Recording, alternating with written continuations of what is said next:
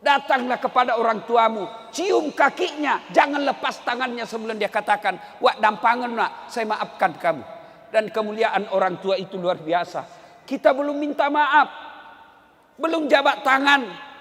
Apa kata orang tua kita? "Nak, tidak ada dosamu nak. Meskipun ada dosamu, aku telah memaafkan kau lahir dan batin." Allahu Akbar, Allahu Akbar, Allahu Akbar, Allahu Akbar, Allahu Akbar, Allahu Akbar, Allahu Akbar, Allahu Akbar, Allahu Akbar. La ilaha illallah wallahu akbar. Allahu akbar. Walillahil hamd. Alhamdulillah. Alhamdulillahi rabbil alamin. Wa bihi nasta'inu ala umurid dunya waddin. Ashhadu an la ilaha illallah wa ashhadu anna Muhammadan abduhu wa rasuluh. Allahumma salli ala sayyidina Muhammad wa ala alihi wa sahbihi ajma'in.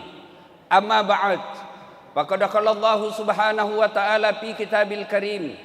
Bismillahirrahmanirrahim.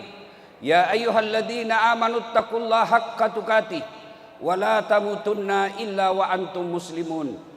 Wahai orang-orang yang beriman, bertakwalah kalian kepada Allah dengan sebenar-benarnya takwa, dan janganlah kalian mati kecuali dalam keadaan beragama Islam. Wa qala idan, bismillahirrahmanirrahim.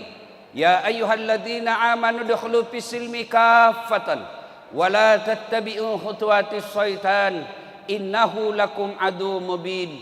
Wahai orang-orang yang beriman, masuklah engkau ke dalam Islam secara sempurna, dan janganlah engkau ikuti langkah-langkah setan, karena sesungguhnya setan itu musuh yang nyata bagi kalian.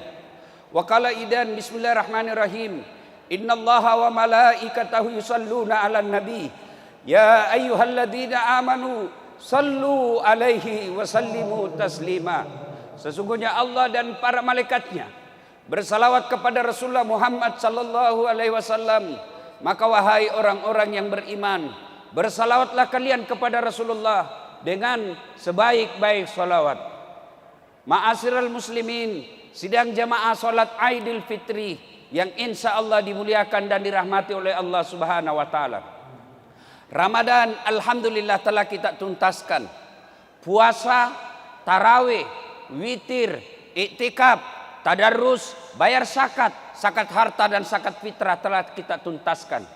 Ramadan ini andai saya sekolah, dia adalah ujian akhir bagi anak sekolah. Seperti layaknya ujian, ada yang lulus ranking 1, ranking 2, ranking 3, ada juga yang sekedar lulus, tapi tidak sedikit yang tidak lulus. Dan ciri-ciri orang yang lulus itu, kita yang ada di depan dan saf pertama karena senang menyambut Aidil Fitri. Dan ciri-ciri orang yang tidak lulus, tidak dapat ijazah, mereka yang pulang lebih dulu. Itu tidak dapat ijazah, maka dia cepat pulang. Allahu Akbar, Allahu Akbar, Allahu Akbar, walillahil hamd. Suatu ketika Rasulullah sallallahu alaihi wasallam 1 Syawal sama hari ini naik ke atas mimbar ingin menyampaikan khutbah Idul Fitri. Melek maka khutbah Nabi tak. Ketika naik ke atas mimbar seperti mimbar ini, beliau menaiki 3 langkah. Ketika langkah pertama naik ke tangga, Nabi mengucapkan amin. Langkah kedua Nabi lagi mengucapkan amin. Langkah ketiga Nabi lagi mengucapkan amin. Selesai khutbah kemudian sahabat bertanya, "Ya Rasulullah, kami tadi mendengar Anda mengucapkan amin 3 kali dan tidak biasanya seperti itu." Nabi kemudian menjelaskan, "Tadi itu datang malaikat Jibril berbisik kepadaku, berdoa kepada Allah berkaitan dengan Ramadan kita. Jibril berdoa, saya mengaminkan." Bayangkan saudaraku, malaikat Jibril, malaikat semulia-mulia malaikat, panglimanya malaikat berdoa, lalu diaminkan oleh panglimanya para nabi dan rasul, semulia-mulia Nabi Muhammad sallallahu alaihi wasallam, pasti doa itu dikabulkan. Apa doanya malaikat Jibril? Ya Allah, janganlah engkau terima amal ibadah Ramadannya anak yang durhaka kepada kedua orang tuanya. Saudaraku, biar puasamu baik, tahajudmu tiap malam, kau tadarus 2 kali hatam, tapi kau teteskan air mata orang tuamu, mu pediki hati tomatuamu, kau sakiti hati orang tuamu. Demi Allah, puasamu tidak ada guna, puasamu tidak ada akan sampai kepada Allah. Maka saudaraku yang masih hidup orang tuanya, bersyukur kalian kepada Allah, muliakan orang tuamu, berikan hartamu yang terbaik untuk orang tuamu. Jangan kau pernah hitung-hitung untuk orang tuamu, karena kita bisa seperti ini jasa dari orang tua kita. Maka Rasulullah pernah ditanya, ya Rasulullah, ada orang baik agamanya, bagus ibadahnya, tapi dia meneteskan air mata orang tuanya, dia mengecewakan orang tuanya. Apa kata Nabi? Anak itu jangankan masuk surga, baunya surga dia tidak akan dapat. Bersyukur kita yang masih hidup orang tuanya, meskipun sakit, meskipun menderita orang tua kita, lalu kita merawatnya bertahun-tahun. Ketahuilah, orang tua yang dirawat itu Allah tersenyum kepadamu karena engkau merawat orang tuamu. Tidak semua anak diberikan kesempatan untuk merawat orang tuanya. Umar bin Khattab pernah bertanya, ya Rasulullah, saya tahu tidak mungkin saya melihat wajahnya Allah di dunia. Saya tahu tidak mungkin saya bisa melihat Allah di muka bumi ini. Tapi saya mau ingin bagaimana supaya Allah tersenyum kepadaku. Maka Nabi menjawab, buatlah ibu bapakmu tersenyum, maka Allah pasti tersenyum kepadamu.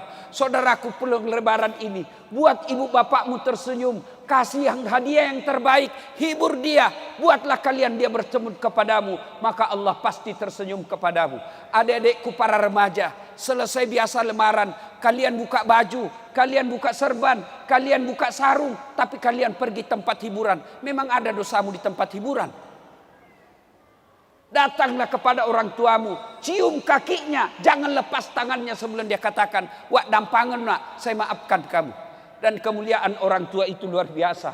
Kita belum minta maaf, belum jabat tangan. Apa kata orang tua kita? Nak, tidak ada dosamu nak. Meskipun ada dosamu, aku telah memaafkan kau lahir dan batin. Saudaraku, banyak orang dalam rantauan seperti kita ini yang ada di Batu Licin, ingin mencium ibu bapaknya, ingin mencium tangan ibu bapaknya, tapi ibu bapaknya ada di Jawa. Dia tidak kembali kampung karena uangnya terbatas. Maka saudaraku yang ada orang tuanya di tempat ini, kembalilah kalian, buat orang tuamu tersenyum, maka Allah pasti tersenyum kepadamu. Dengar firman Allah, imma yablughanna indakal kibra ahaduhuma au kilahuma fala takul lahuma uf wala tanharhuma wa kullahuma kaulan karima. Apabila kedua orang tuamu sudah lanjut usia, dalam pemeliharaanmu, matoani tomatoamu, dek nanule kasih murusu alena, dan ini tinggal di rumahmu, jangan kau berkata ah kepadanya, jangan kau teteskan air matanya. Ayat ini kemudian diterjemahkan, ditafsirkan oleh para ulama. Kalau kalian bangun masjid, boleh transfer duitnya dan tidak mengurangi pahalanya. Kalau kalian ingin menyumbang fakir miskin, boleh kirim pakai sopirmu. Tapi jika kalian ingin berbuat baik kepada orang tuamu, jangan kau kirim pakai orang lain.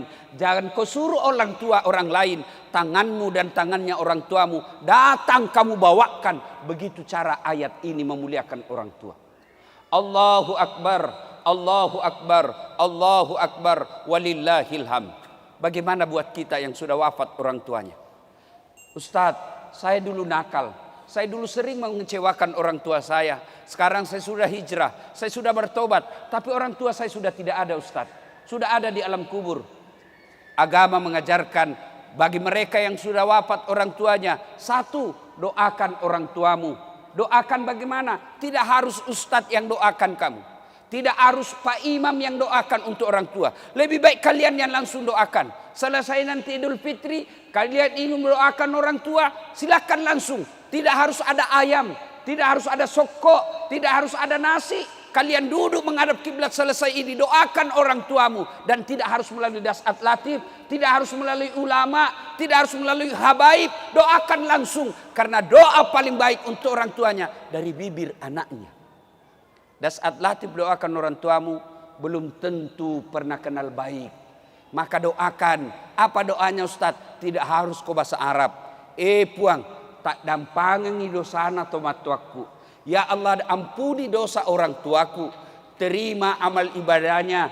Lipat gandakan segala kebaikannya. Lapangkan alam kuburnya. Jadikan kuburnya menjadi taman-taman surga. Tapi ingat, saudaraku para akhwat, ini makun raya perempuan. Kalau pergi ziarah kubur, tidak usah kau pergi ziarah kubur kalau kelihatan auratmu. Tidak usah kalian pergi ziarah kubur kalau kau tidak mampu menutup auratmu dan pakai jilbab. Kalau kau pergi ziarah kubur tidak tutup auratmu, disiksa orang tuamu di kubur.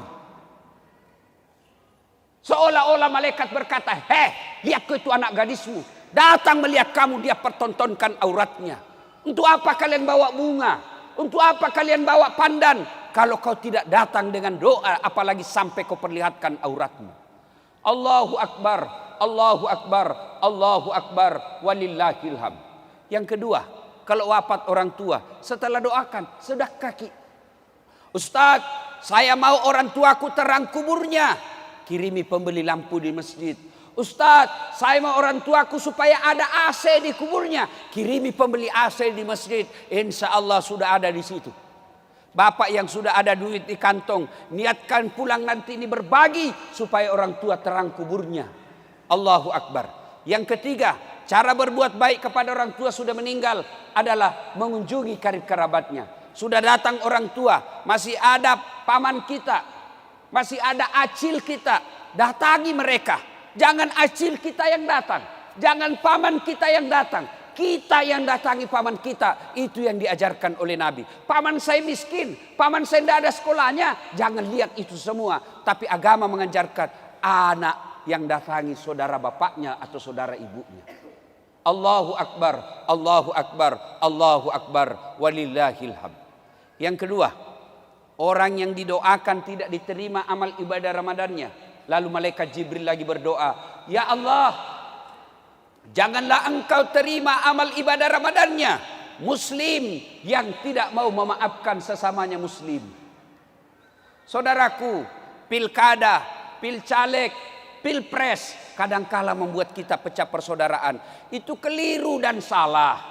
Orang sudah jadi wali kota, orang sudah jadi bupati, orang sudah jadi presiden, orang sudah jadi anggota DPR. Kalian bertetangga masih musuhan, apa yang kalian dapat? Boleh kalian berpecah, boleh kalian berbeda pilihan, boleh kalian berbeda caleg, berbeda partai, berbeda calon gubernur, silakan. Tapi ajak tasi salah-salah, jangan bercerai-berai. Orang yang memutuskan tali persaudaraan, biar puasanya lengkap, tarawihnya tidak ada putus, zakat sedekahnya baik, 30 malam, tiap malam tahajud. Tapi dia memutuskan tali persaudaraan. Depan rumahnya bermusuh gara-gara parkir. Sebelah rumahnya bermusuh gara-gara taman. Sebelah kirinya bermusuh gara-gara got. Belakang rumahnya bermusuh gara-gara binatang ternaknya. Dengar ancaman Nabi. Atadruna manil muflis. Tahu enggak kamu pendusta agama? Tahu enggak kamu orang yang bangkrut di akhirat kelak? Bangkeroi matuku akhirat. Pailit dia di akhirat nanti. Siapa mereka? Jarusu wa khati'ur rahim, tetangga yang jahat sama tetangganya dan yang memutuskan tali persaudaraan. Maka ikhwanul muslimin, saudara-saudaraku orang Islam, saudara-saudaraku ibu bapak yang hadir di tempat ini, kalau ada yang bermusuhan, kemarin gara-gara tanah, kemarin gara-gara warisan, kemarin gara-gara pilkada, selesai ini, datangi, jabak tangannya, salawat kepada Nabi. Allahumma salli ala Sayyidina Muhammad wa ala ali Sayyidina Muhammad. Jabak erat tangannya, sampaikan kepadanya, maafkan saya hilaf, saya keliru, saya mohon maaf lahir dan batin. Selesai itu, kalau berkaitan dengan barang, kembalikan barangnya orang. Selama barang itu tidak kau kembalikan, selama itu barang itu doamu tidak, permaafanmu tidak diterima.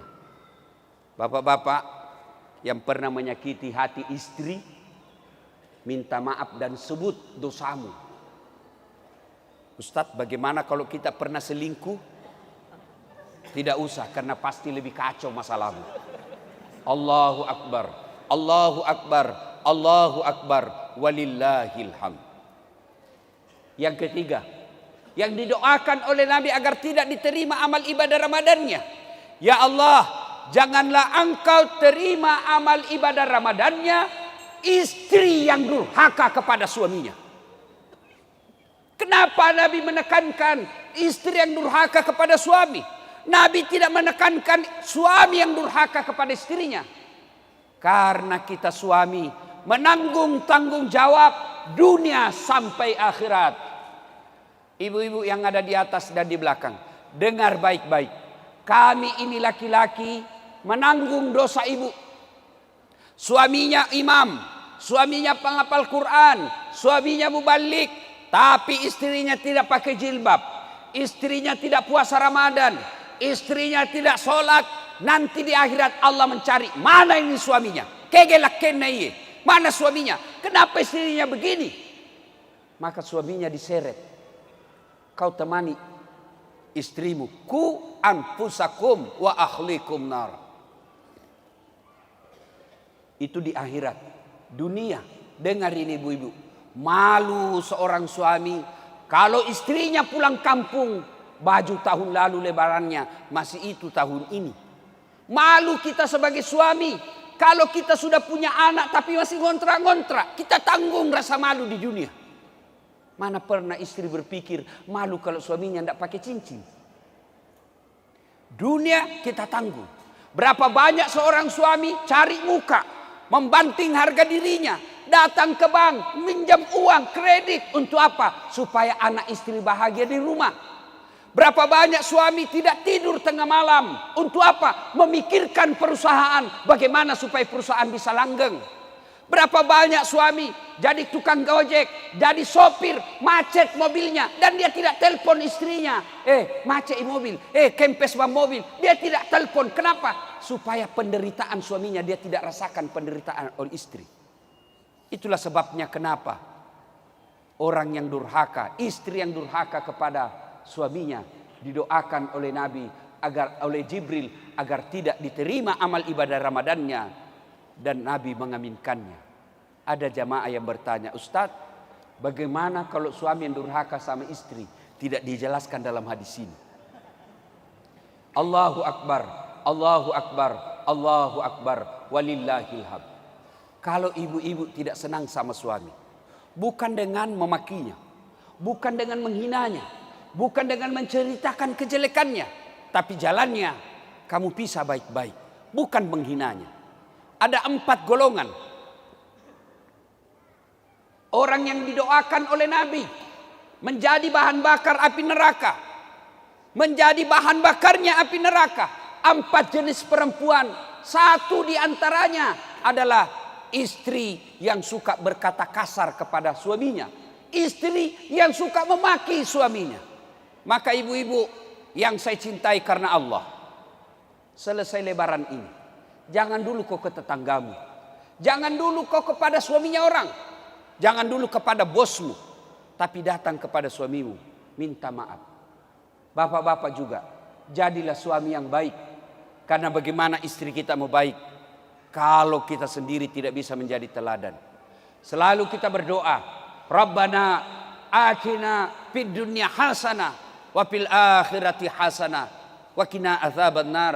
Yang doa di dalamnya satu di antaranya, ya Allah, berikan kami keselamatan, kebahagiaan di dunia.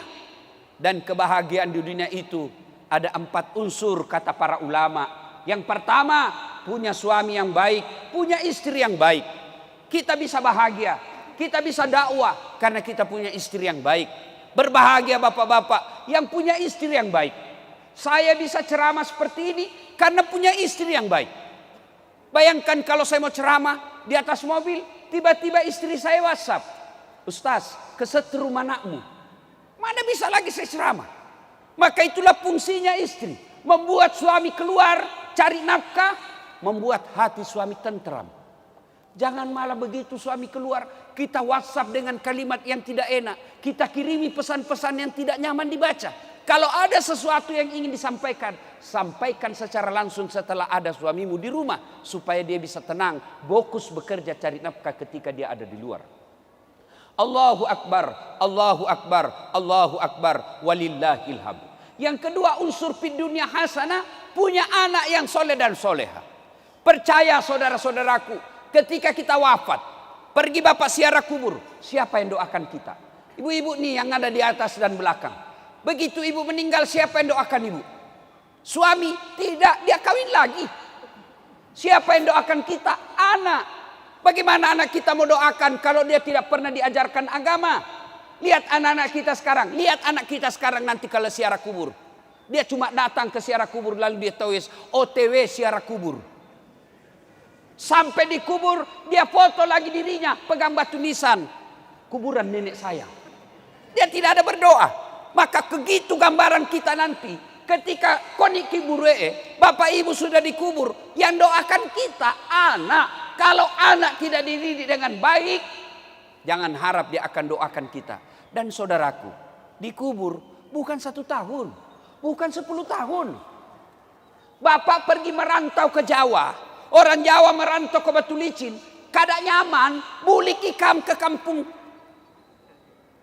Tapi kalau sudah masuk dikubur, ada yang bulik. Kada enak dikubur, bulik ulun, kada ada. Allahu Akbar, Allahu Akbar, Allahu Akbar, walillahil hamd.